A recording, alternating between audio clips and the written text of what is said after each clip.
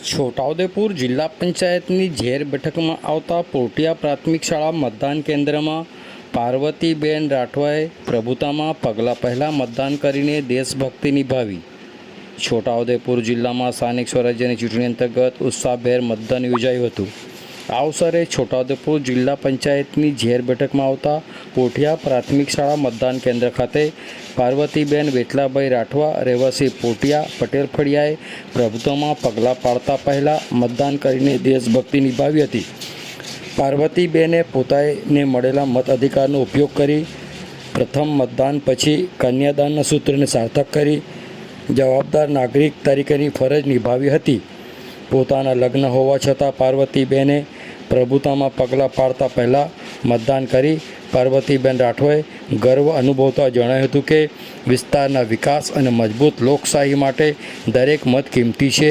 તેમણે અન્ય મતદારોને પણ જાગૃત બની લોકશાહીના આ પર્વમાં સક્રિય ભાગીદારી નોંધાવવા પ્રેરણા આપી હતી। શ્રેષ્ઠ શિક્ષક એવોર્ડ વિજેતા પોટિયા પ્રાથમિક શાળાના શિક્ષક મુકેશભાઈ ઉપાધ્યાયના મતદાન જાગૃતિના પ્રયત્નોને કારણે ગામમાં લોકોમાં મતદાન અંગેની જાગૃતિ જોવા મળી હતી। वर्षन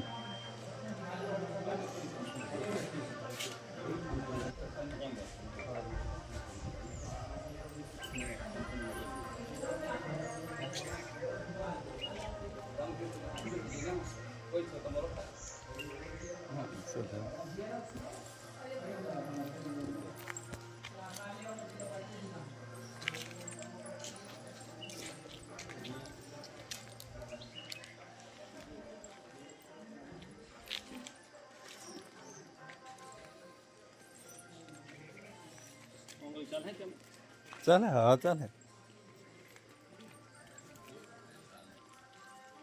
पेले फोटो ले लें बस ना आज मैं वीडियो मोकला दे पेले फोटो ले लें।